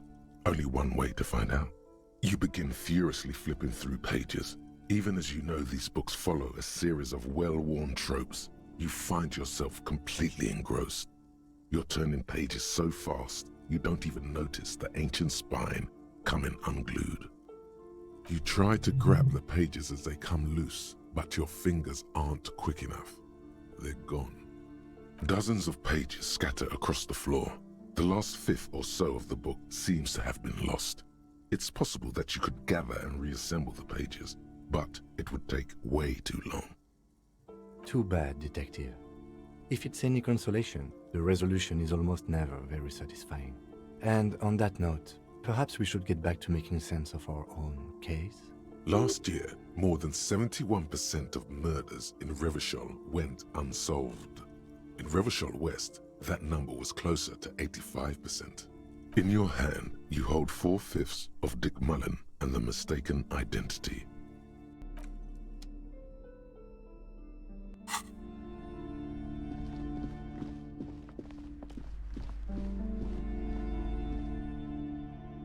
Hi, Ace Detective. Are you here for more books? Which book was it, sir? Oh, I'm very sorry, sir. I haven't read that one yet. I wish I could help you. Math. It's really difficult. Like, really. They say you need it to get rich. Better than standing outside in the cold, I guess. Oh, I found something while you were away. I thought this would fit you. Like, thanks for helping out. Not me. The city, I mean. Like a detective does.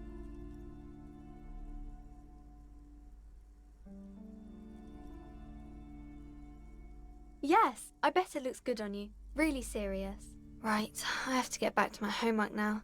Before Mum notices. Man, this...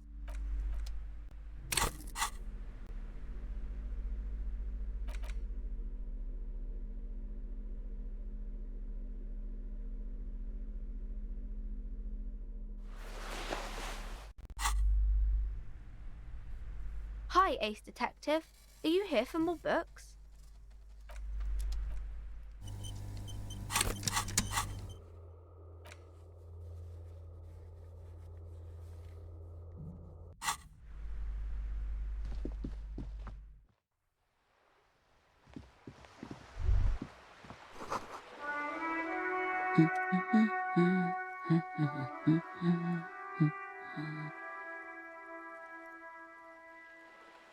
Yes, a sci-fi.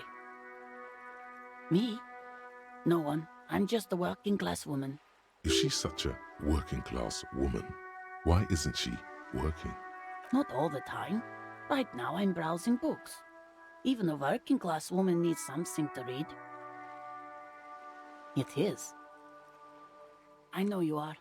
Everyone can see that. The rectangles. Mm-hmm. What with? What with? A lot of things. For example, people tend to go missing. My husband? No, he's not. I don't know. At home now? Out drinking with his friends? Working? Where is this going, officer?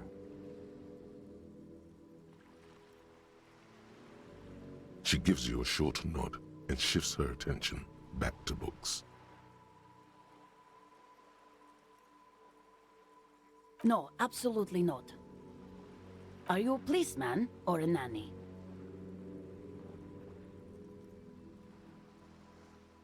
They are not missing, sir. You know where they are. They're at home, smoking, giving the ladder of vices a chance. What? That's just... My daughters are perfectly fine. They're with their friends down in Shamrock. There's nothing to worry about. They're almost grown up now anyway. They're past the age they need me protecting them from everything now.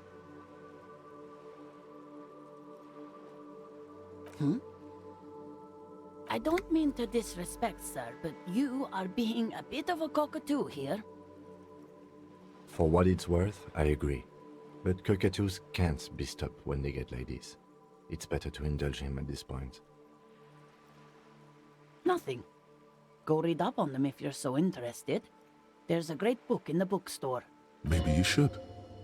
What if the cockatoo is your astral captain? Or your heraldic bird? Wonderful. The store is open. Her hands move over the book covers. The tips of her fingers look rough, stained with yellow. It seems like she has spent a lot of time at work, smoking. Another comrade. Years of labor are pressing down on her shoulders. She deserves a hug for all the work she's done for mankind. You step in and close your arms around this foreign body, wandering astray in touch. There's a small movement beneath your hands as you shut your eyes. Then a tiny voice breaks out and asks, What is happening? She seems to be confused. Your hands are wrapped around her polyester coat. The fabric feels cold, moist from the sea nearby. The situation is oddly intimate. Your cheek is pressed against her shoulder. Her hand is trapped between your chest.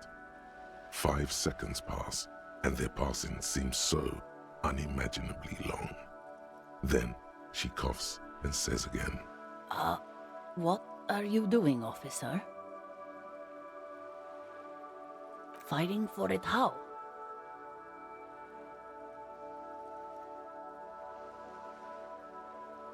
Oh. I guess it's better than nothing. Keep fighting on, my fellow comrade. Is there anything else I can help you with? The woman before you nods and returns to her reading.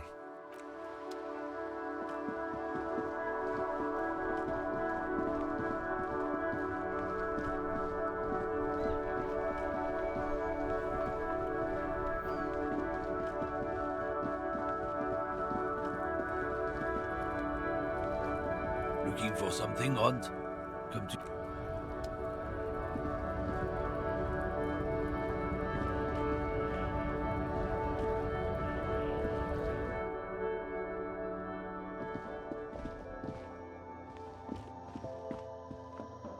The tear machine stands in the corner. A sign says, 1 bottle equals 10 cents. Your bottles clunk into the machine, and the money appears with a satisfying jingle. You're a richer man now.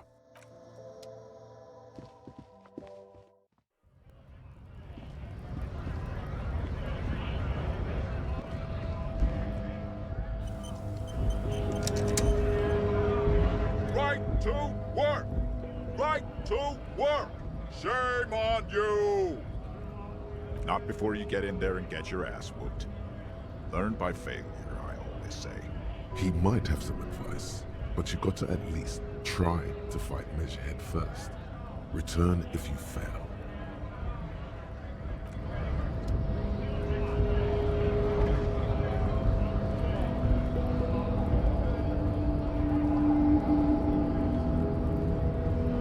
Hola, Wandering Man. How can I help you? The little boy had it good on his promise. To get me into trouble. To sick the pigs on me. Pardon the choice of words. Not mine. What happened? I was asked to look into that armor situation. Official Union probe, you know. Track it down, see who took it. Did you? At first I thought, why not? Maybe the pieces can feed the strike. Buy us a few more days under the sun, you know? So I went to this boy. He said he'll make me his prison bitch. He's got eyes everywhere, and the cops in his pocket, and he's the king of Jamrock. Serves me right for doing menial footwork. I dropped that probe right then and there, and it still got me into trouble. One bad move is all it takes. It's a minor nuisance. It's all good. I learned that people don't want to talk to a drunk Union man about some armor. What else? Not much. Technical stuff mostly. That was the interesting part. I did some research into this armadura. Let's say I have friends at the library. I didn't get into the material science, just how it comes off. How does it come off? In parts. 4 in total. The helmet was the first to go. The kid says he tore it off and kicked it into the sea. I believe him. The boots were still on the guy last I saw. Too hard to remove. So, as I count, there are 2 parts missing. The gauntlets and the cuirass. This is where I left off. Too much hassle. More like a job for some militia. Oh, they're just gone. They don't exist anymore, if they ever did at all. Forget about them. I did. All of it? There are junior officers out there, eager to prove themselves. I would leave some for them, and I would leave the boots to processing, but okay. Let's find all of it. It's implied he finds it unlikely that you will succeed in this. And Mesque is epic then, all across Martinez. I hope it will be a real bonanza for you. No problem. If you see that kid, thank him from Call Me Mañana. Thank him for showing me the way. Sorry, busy surveying the situation. I'm sure you'll figure something out. You guys have all sorts of gadgets these days. Wiretapping, telescopic batons, futuristic circuit bending to infiltrate harbor machinery. Maybe you could even knock that Kowalczyk crane over using some remote controls. Or calling in tactical air support. You guys have air support, right? Because we don't. We don't have air support or any of those other things. I get it. Hush hush about the secret technology. All right, I may have some advice for you on how to deal with Jean-Luc there, out of solidarity to the RCM. It's low in technology, however. First, don't fight him, obviously. Second, get him to share his theory by being subordinate. Admit your lack of expertise. Basically grovel. That's how I do it. You're welcome. Maybe that would work. We'll have to see.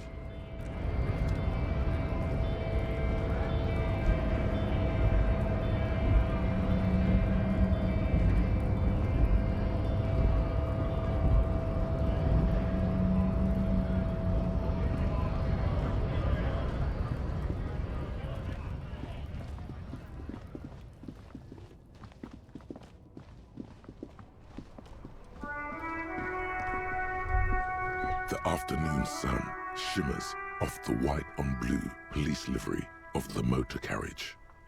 Do something important? Something murder-related? There's always something important. Doesn't mean you can't take a moment to admire this piece of machinery.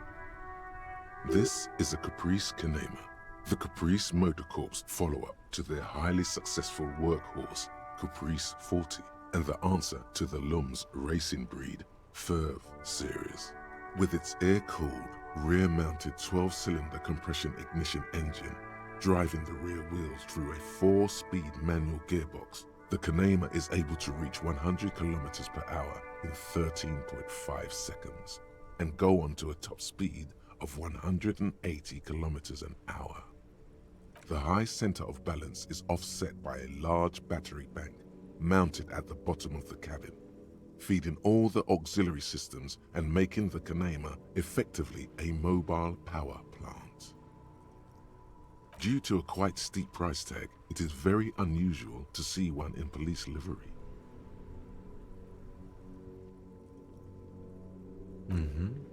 You want to take a closer look? 130. I reckon that's a 7-liter V12 there. Man, that's got to be a major advancement over the KR-18GU engine on the old Caprice 40. Yeah, you know it? Yes, that's right. I'm very impressed that you know these things. Yes, an extraordinary machine. It's nice and all, but why so modest? Put some zing into it. Flare it up. Slam it down.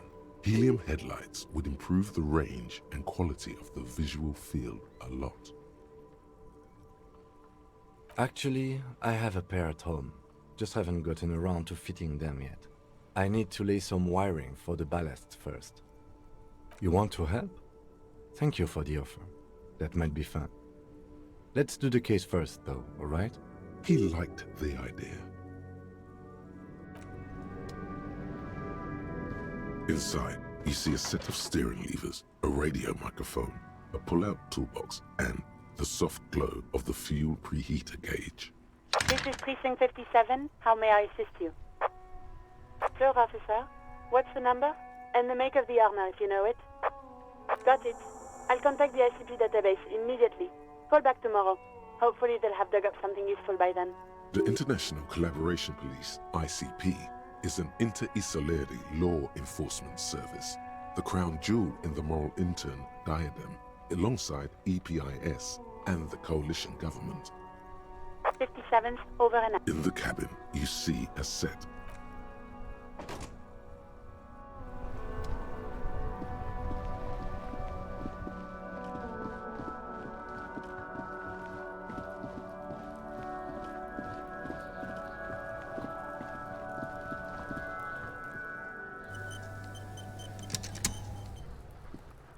The rotting man lies on his side with his eyes looking straight through you. The belt is still around his neck. His body is supine and open to intrusion. By autopsy, the lieutenant adjusts his glasses and takes a deep breath. Come on, officer. You know what a field autopsy is. You've done 100 of them. What you do know is, at 18.9 kilometers, the dormant shield volcano, Corpus Muindi, is the world's highest summit, and the failure of the 38 single, Et puis descend, to crack the top 20 was the death knell of disco. But what a field autopsy is, you have no idea. You must have me confused with the Copperpedia. You, sir, you are the Copperpedia. There truly is a time for everything, even for yellow gardening gloves. However, they are lacking hygienically. I suggest you get in there in limited capacity. I mean when I need you to. Until then, I should handle physical contact, and you should take notes. That's right.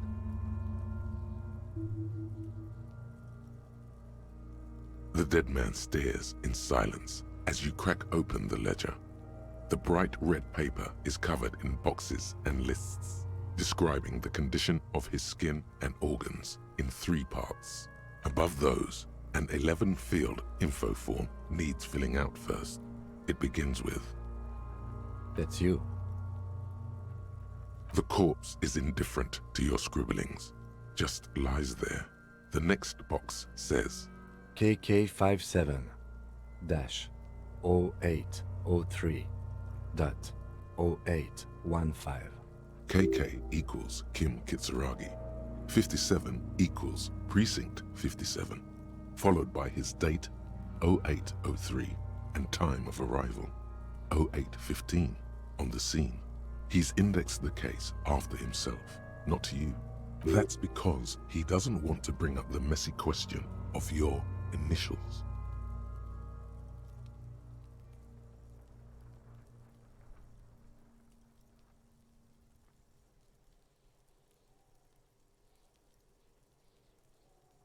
Next, NA. NA. Roughly 50. Try 40. The damage is so extensive, it's better to err on the young side. He nods. Mondial. Fair to olive-skinned, from the Isola of Muindi. This is as vague as it gets. You might as well say whitish.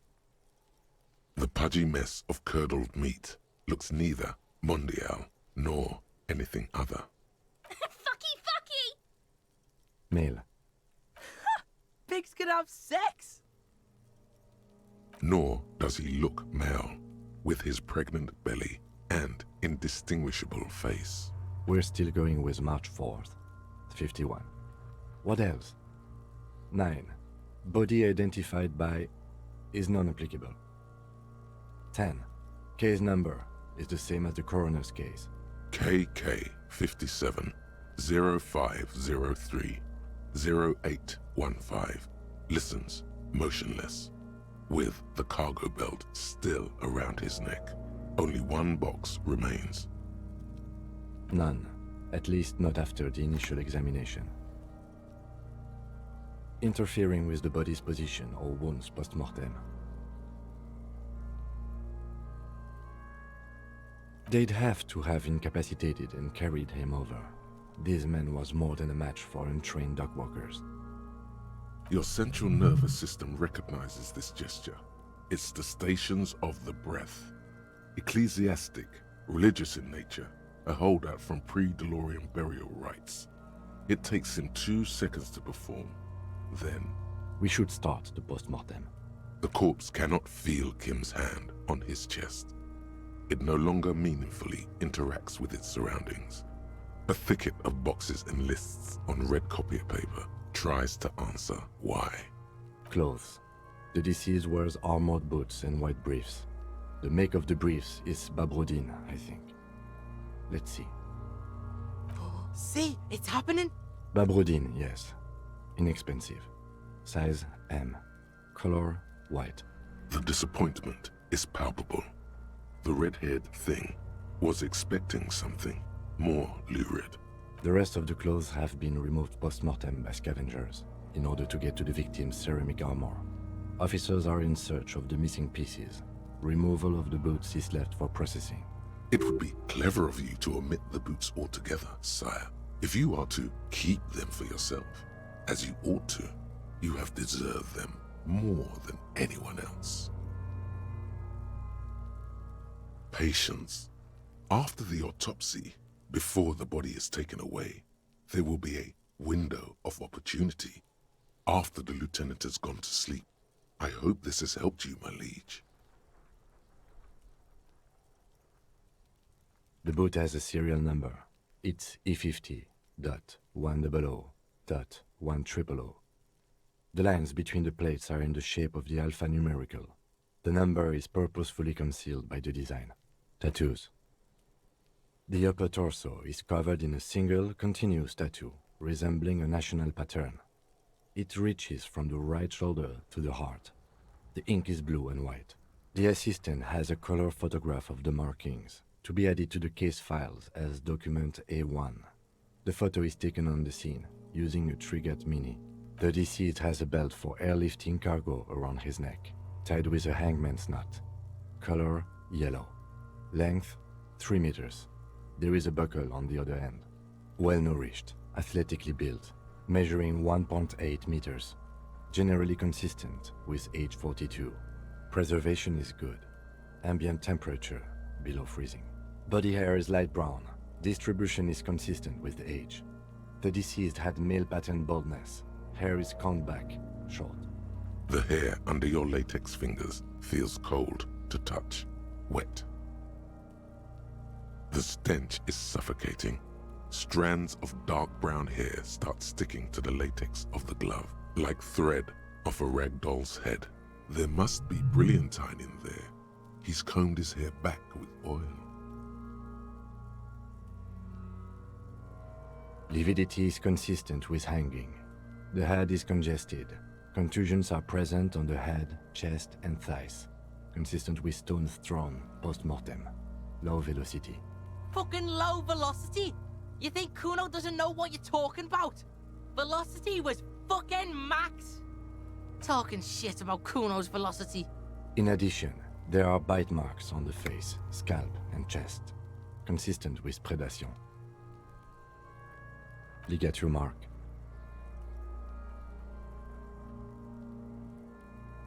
The steel wiring. There's too much of it.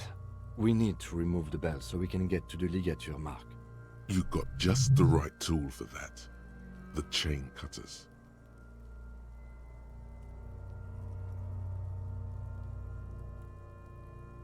Always good to think ahead. Now, we need to cut the belt to see the ligature mark below. Carefully, with as much precision as you can. See? My pig is gonna fuck his head off. No, he ain't. Your pig's a boring fuck.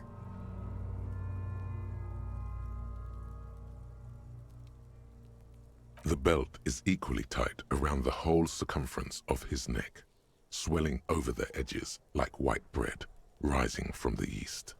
The knot is the weak spot. The chain cutters fit in there. Steady now, like a flower arranger.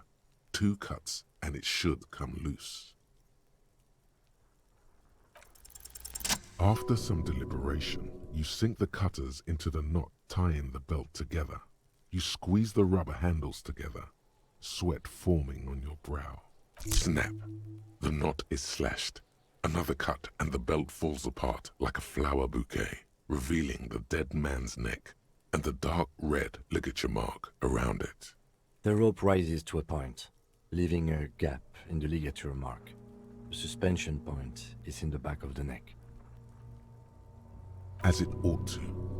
This is where its grip on the curdled meat is gentlest, pulling up.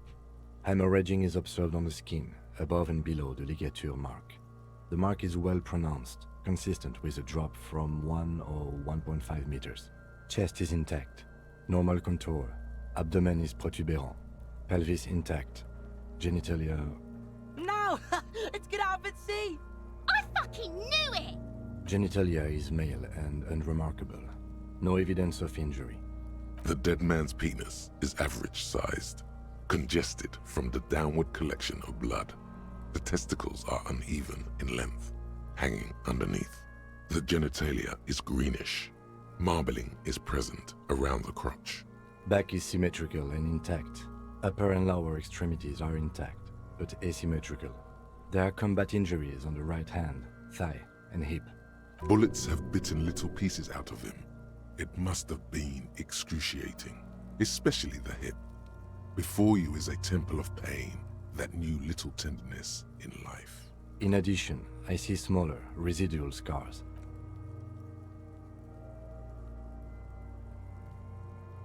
From wounds sustained over 2, maybe more decades, dispersal and accumulation indicates long and active combat duty. Last item, hands. The hand feels heavy, filled with decay liquids, like it's ready to explode if squeezed hard enough. You're suddenly repulsed, so much so you feel compelled to drop it. Hands are clean, no sign of injury from struggling. I was. Maybe I'm just not seeing them. Honestly, this stench is making it hard for me to think at the moment. Ooh. That's all for the external. Well done. What next?